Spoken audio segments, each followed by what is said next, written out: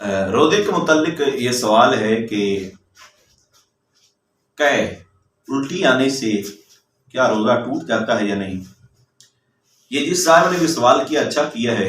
इसके साथ साथ और भी बहुत से ऐसी चीज़ें हैं जो हमारी गलत फहमियाँ हैं, जिनको हम समझ रहे होते हैं कि रोज़ा इनकी वजह से टूट जाता है, लेकिन इसकी वजह से रोज़ा टूटता नहीं है। हम ऐसा करते हैं कि वो समझ लेते हैं, क्योंकि अपने ज़हन में समझ लेते हैं कि इनसे रोज़ा टूट जाता है तो हम रोज़ा तोड़ लेते हैं, अपना रोज़ा ज़ाया कर बैठते हैं रमज़ान के महीने में भी। और ऐसे रोज़े को ज़ाया करना ये हमारे ही खाते पर होता है, बल्कि हमारी लाइल्मी है कि हमने उसका इल्म हासिल नहीं किया। तो हर मुसलमान को चाहिए कि रोज़े के मसाइल सीखने चाहिए। ये जो साहिब ने सवाल किया कि रोज़े की हालत में उल्टी आ जाए तो क्या रोज़ा टूट जाता है, असल में इसका जवाब ये है कि अगर उल्टी आज खुद कितनी ही उल्टी हो या कह आए, रोज़ा नहीं टूटता। यानी खुद ब खुद आ जाए तो रोज़ा नहीं टूटता है। अलबत्ता खुद कसदन यानी जानबूझकर मसलन उंगली वगैरह मुंह में डालकर कह की और वो भी मुंह भर हो तो रोज़ा फिर टूटेगा। जब खुद अपनी उंगली के साथ जो है अपने गले में उंगली के साथ या किसी और जरिए से या खुद कसदन जो है वो लेकर आएगा तो रोज़ा टूट जाएगा। मैं इसके साथ साथ और आपको वजाहत देना चाहता हूं कि कौन से ऐसे जो हमारी गलत फहमी है हम उनको दूर करना चाहते हैं। तो एक बात यह है कि दूसरी बात यह है कि रोजे की हालत में इहतलाम हो जाए तो क्या रोजा टूट जाता है। रोजे की हालत में अगर इहतलाम हो जाए तो रोजा नहीं टूटता है। ये भी हमारे यहाँ बहुत गलत फहमी कि रोजे की हालत में इहतलाम होने से रोजा टूटता है, रोजा नहीं टूटता है। तीसरी ये है कि कुछ लोग समझते हैं कि थूक या बलगम निगल जाने से रोजा टूट जाएगा या मकरूह होगा, इसी बिना पर वो बार बार थूकते रहते हैं। तो ये इसका भी सही मसला जो है, दुरुस्त मसला ये है कि थूक और बलगम जब तक मुंह में है उनको निगलने से रोजा नहीं टूटेगा। जब तक मुंह में है निगलने से रोजा नहीं टूटेगा। हाँ, मुंह से बाहर मसलन हथेली पर थूक कर फिर मुंह में दोबारा डाला तो रोजा टूट जाएगा। और ऐसा आमतौर पर कोई करता नहीं है कि बाहर बंदा थूके और फिर उसको अपने अंदर ले जाए, यानी मुंह से बाहर आए। तो ये भी एक गलत फहमी है हमारे यहाँ। और एक चौथी गलत फहमी ये है कि कुछ लोग रोजे में तेल खुशबू लगाने और मोए जेरे नाफ साफ करने को दुरुस्त नहीं समझ रहे होते। यानी कि जो अपने ऊपर बाल होते हैं, इजाफी जो बाल तराशने होते हैं, साफ करने होते हैं, तो कहते हैं कि इनसे भी ये खुशबू लगाएं और तेल लगाएं तो रोजा टूट जाता है। ये भी गलत फहमी है, बल्कि दुरुस्त मसला ये है कि ये काम रोजे की हालत में जायज है। सुरमा लगाने से भी रोजा नहीं टूटता है। अलबत्ता काजल का हुक्म सुरमे वाला नहीं है, काजल से परहेज किया जाए। औरतें वगैरह जो है वो कजला सा काजल सा लगाती हैं। पांचवी बात यह है कि रमजान में सहरी में आंख ना खुले और सहरी खाना छूट जाए तो रोजा नहीं होता है। ये भी गलत फहमी है कि सहरी छूट जाए। बिलखसूस ये रमजान में हमें लोग खुद घर में मुफ्ती बने होते हैं, वो बता रहे होते हैं कि ऐसा करने से ऐसा होता है। तो दुरुस्त मसला ये है कि सहरी रोजे के लिए शर्त नहीं है। सबसे पहली बात तो ये ज़हन में बिठा लें कि सहरी रोजे के लिए शर्त नहीं है।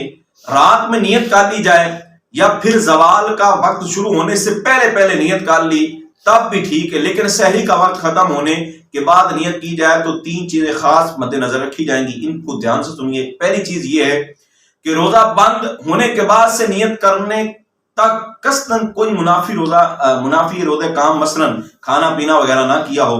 दूसरा ये कि ये नियत करे कि मैं रोजा बंद होने के वक्त से रोजे से हूं। तीसरा ये कि जवाल का वक्त शुरू होने के बाद नियत नहीं हो सकती है, यानी कि जवाल से पहले पहले उसको नियत करनी होगी। छठी बात ये कि रात में गुस्ल फर्ज हो जाए तो अब रोजा शुरू होने के बाद कुली या नाक में पानी इफ्तार के वक्त ही डालेंगे।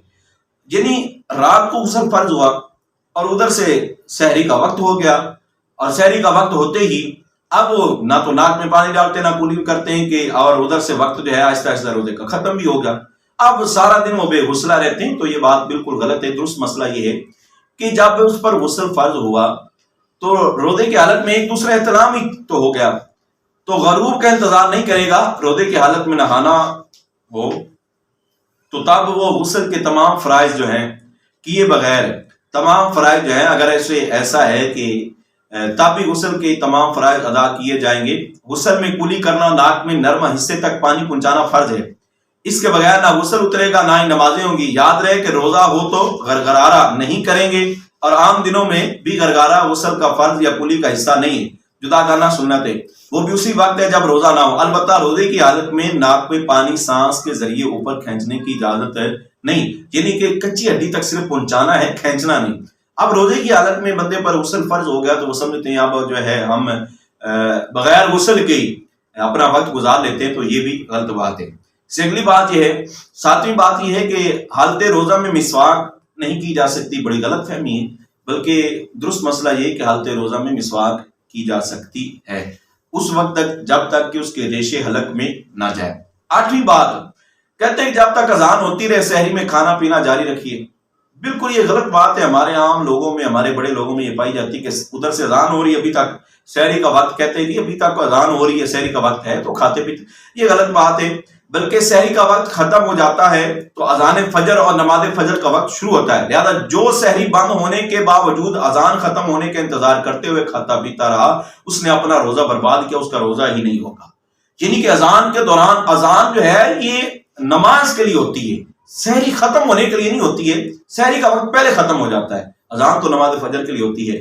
نویں بات یہ ہے کہ چوٹ وغیرہ لگنے پر خون نکل آنے یا خون ٹیسٹ کروانے سے روزے پر کوئی اثر پڑتا ہے یا نہیں، اس کے بارے میں یہ مسئلہ ہے کہ جسم سے کوئی چیز باہر آنے پر روزہ نہیں ٹوٹتا۔ یہ بالکل آپ اپنے ذہن میں رکھ لیں کہ جسم سے کوئی چیز بھی باہر ہے تو روزہ نہیں ٹوٹتا ہے، لہذا ٹیسٹ کے لیے خون نکالنے یا زخمی ہونے پر خون بہنے سے روزہ بھی نہیں ٹوٹے گا۔ روزہ کسی چیز کی براہ راست کے ذریعے سے معدے یا دماغ تک پہنچنے پر ٹوٹتا ہے، یعنی کہ یا دماغ یا معدے تک جو چیز پہنچے گی نا براہ راست، مطلب منہ سے یا ناک سے یا اس طرح سے کسی چیز پہنچے گی تو اس سے روزہ ٹوٹے گا، البتہ اس کے علاوہ جو بھی چیزیں ہیں ان سے روزہ نہیں ٹوٹے گا۔ 10ویں بات جو ہے یہ بڑی اہم بات ہے کہ روزے میں انجیکشن لگانے سے کیا روزہ ٹوٹ جاتا ہے؟ روزے میں انجیکشن لگانے سے روزے پر کوئی اثر نہیں پڑتا ہے، یہ سوچ کر ان علماء کی پیروی کی جائے جن کا موقف یہ ہے کہ ٹھیک ہے، البتہ جو قوی اور مضبوط دلائل ہیں ان کی روح سے انجیکشن لگانے سے روزہ نہیں ٹوٹتا ہے، روزہ نہیں ٹوٹتا ہے۔ شدید ضرورت ہو تو ڈرپ بھی، یہ بوتل وغیرہ جس کو ڈرپ بولتے ہیں، وہ ڈرپ بھی لگائی جا سکتی ہے بیماری کی حالت میں، روزہ نہیں ٹوٹتا، اس پر بھی روزے کا پر اثر نہیں پڑتا۔ 11ویں بات یہ کہ روزے کی حالت میں عطر یا خوشبو سونگھنے سے روزہ ٹوٹ جاتا ہے یا نہیں، تو اس کے بارے میں بھی یہ مسئلہ سن لیں کہ مایع خوشبو یعنی لیکوڈ حالت میں ہو یا ٹھوس خوشبو سونگھنے سے روزہ نہیں ٹوٹتا، البتہ اگر کسی نے اگربتی کا دھواں مثلا منہ یا ناک کے ذریعے اندر کھینچا جو کہ لا محالہ حلق میں جائے گا، اور یوں ہی کسی بھی خوشبودار یا غیر خوشبودار دھوئیں کی دھونی اس طرح لی کہ مثلا اس کے دھوئیں کو ناک یا منہ سے حلق میں داخل کیا تو روزہ ٹوٹے گا، اس کے علاوہ جو ہے روزہ نہیں ٹوٹے گا۔ یہی مسئلہ سگریٹ کے بارے میں بھی ہے کہ سگریٹ جو ہے تب اس کے دھوئیں سے روزہ ٹوٹتا ہے جب جان بوجھ کر خود حلق میں لے جائے، اگر کسی کے ذریعے سے آ رہا ہے اور ہماری حلق تک نہیں ہے، مطلب کہ ہم اس کو لے کر نہیں جا رہے بلکہ بچاتے ہیں اپنے آپ کو، تو پھر روزہ نہیں ٹوٹتا ہے۔ اگر ہم جو ہے اس کو حلق تک لے جاتے ہیں تو پھر روزہ ٹوٹ جاتا ہے۔ اللہ کی بارگاہ میں دعا ہے کہ اللہ تعالی ہمیں روزے کے مسائل سیکھنے اور آگے اس کو سکھانے کی